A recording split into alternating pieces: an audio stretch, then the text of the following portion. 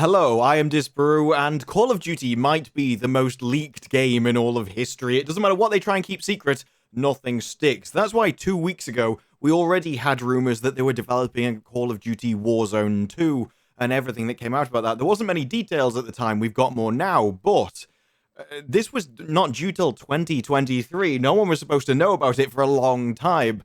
And yet now they've been forced into action. So this information comes from Tom Henderson, and while obviously it is a rumor until tomorrow when it'll get confirmed, most of his leaks for Call of Duty have been accurate in the past, and so there's pretty high confidence in this one. He starts off by going, yep, they've just confirmed an official call with content creators, Warzone 2 is coming. And there is a problem with this right off the bat, because we were promised that Warzone was going to be the game that lasted forever, the one that went across all of the Call of Duties. That's why you can buy skins for this, because they'll last forever. They'll go across all of them. And so, no, yeah, there might be a new COD next year, but you'll keep your skins. Your money won't be worthless. Well, it's looking like they're going back on that, and that's just one of a myriad of issues that this can cause, but they're looking to solve a lot of others along the way. Like, Warzone 2 has been built from the ground up due to issues surrounding the original Warzone. The developer friends say that the issue stems from Black Ops Cold War integration. Now, I'm not exactly sure what would go on there. Obviously, not a developer. I don't even see what could happen there, because from what I remember, the only thing you really integrated was the guns. But apparently, no, they've integrated some features in the back end, which has definitely caused other issues. One of which could be field of view on console, because apparently, he says it's on day one here, but then later goes on to clarify that day one's out of context, but it will be in Warzone 2. There was some kind of issue with the actual engine or sort of limitations of Call of Duty Warzone as it is now that meant they were physically unable to give consoles a FOV slider. I actually always thought that it was just because, the original consoles didn't have the graphical power in order to do it. Obviously, more things on the screen, more things to render, but apparently no, this was actually an engine issue itself, which does surprise me, given that PC actually doesn't struggle with it at all. But obviously, there's more differences between console and PC backends than I actually assumed. And there's another comment that Warzone 2 will come with Modern Warfare 2. We don't know whether it's going to be the same day.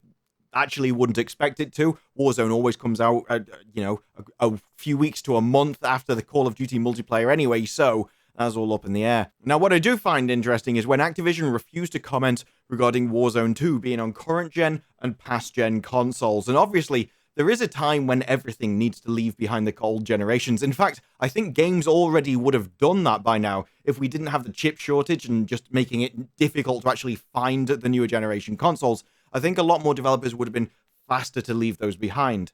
But as we haven't, we are in a difficult position now where developers are trying to force games which really shouldn't be on those consoles onto those consoles, and that's then leading people to blame them for an underperforming game or one that just isn't optimized properly, when quite frankly the computer never had the power to run it properly in the first place. And so when people want things like more FPS or higher FOVs, there comes a time where you're just going to go, look, we can't give you everything we want on those consoles. You're just going to have to upgrade. And it's looking like Activision is faced with that very difficult choice.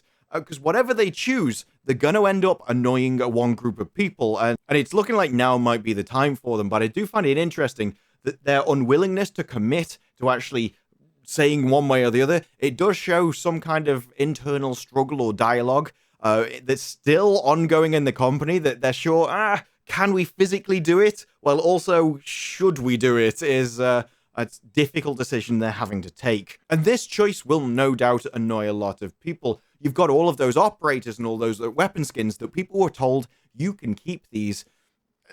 I think it was basically forever. It was like, yeah, CODs will come and go, but these skins will stay. The guns will stay in the game. And it didn't take a genius to spot the problem with that immediately.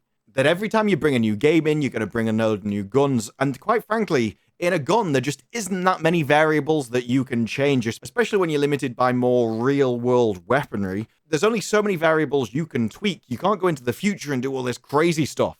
And so when you've got recoil, rate of fire, and everything else, when you've got 200 weapons, you're going to have things that just repeat, and you're just going to have to nerf a load of guns just to make space for your new ones. And that's what they've been doing so far. But after 200 guns, it begins to get a little bit stupid. So they're going to have to clear house at one point. So I can understand those weapons going. And when those weapons go, the skins kind of go as well, and that's what I don't like. I don't like getting rid of the cosmetic stuff. It's the same for the operators. I don't really like getting rid of the operators either, especially when those operators don't do anything to the game. They're just cosmetic. Is there any reason why you can't bring them across? Apart from the fact that there's so many of them. I mean, obviously, first, they probably have to improve the UI, because that's what's holding Warzone back in the operating system for me, but they probably have a different issue, and I think they're looking at it like it's going to be a fresh start, and I think they told us this. It's been built from the ground up to solve issues. They're seeing this as a new game. That's why they chose Warzone 2, not sort of Warzone Stage 2. Now, maybe tomorrow comes out and like, no.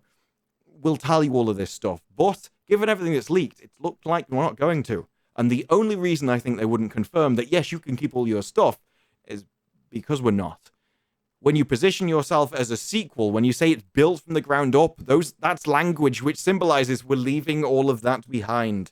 And we've seen the issue with Overwatch. They called it Overwatch 2, but let's face it, does anyone see it as a sequel? Especially when they said, oh no, it's just going to be all the same characters. We're even going to give you a free upgrade from the last one, and everything will come across, and all your skins will come across. And everyone just goes, okay, this is basically the same game then, isn't it? And the weirdest part for me, actually, has been how early they've announced it.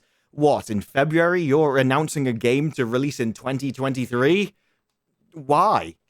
If it is a fresh start and nothing can carry across, why would anyone buy your skins now? It doesn't really make any sense to do. You're kind of shooting yourself in the foot. But Caldera hasn't been very well received. I despise it myself. I think it's boring. In fact, to fix that map, one of the things I would do is increase the player count.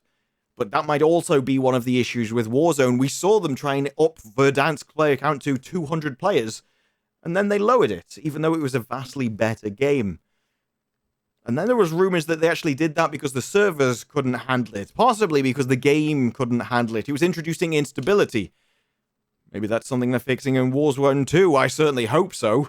Because if you want maps like Caldera, one of the things you're going to need is massively more players. And if you're at the limit where you can go now, well, you're just going to have to change. So if you take all those issues and add in really stupid, minor, but often really incredibly annoying problems, like not being able to climb a rock, which in Caldera is still a problem, so it must be something fundamental with the game at fault. If you can get all of those and solve them in a new thing that you pitch as Warzone 2, well, clearing out the guns so we actually get some new, fresh stuff, I'll get behind that. I like that idea.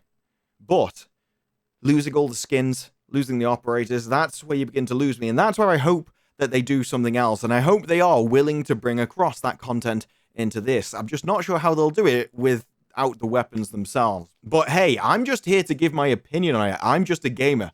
I see it as the developer's job to see those problems and come up with solutions for them. I just don't know if they're going to. But let me know your thoughts on it down in the comments below. Like the video if you like the video, subscribe more videos like this in the future, and I will see you in the next one. Bye-bye.